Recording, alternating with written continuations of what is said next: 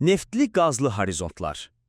Azərbaycanda intişar tapmış çöküntülərin ümumi kəsilişində neftli qazlı laylar Orta Yuranın Aalen mərtəbəsindən 4-cü dövr çöküntülərinin alt hissəsi olan Abşeron mərtəbəsinə qədər geniş bir diapazonda müəyyən edilmişdir.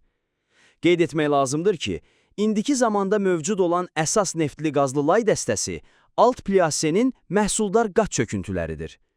Ümumilikdə, neft-qazlılıq perspektivliyinə və geoloji resurslarının potensialına görə aşağıdakı ardıcıllıqla düzmək olar.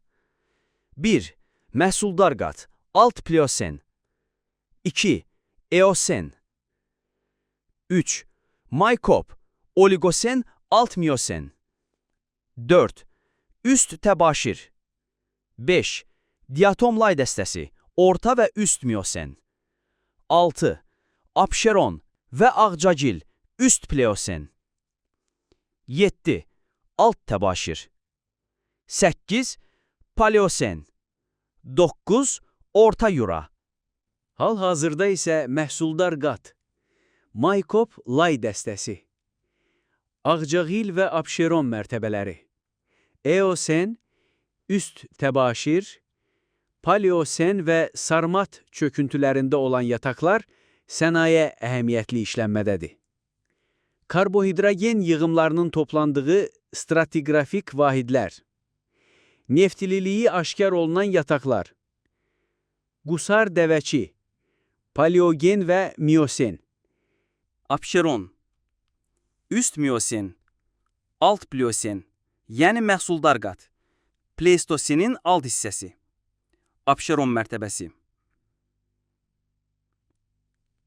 Şamaxı Qobustan, Paleogen, Miosen və məhsuldar qat.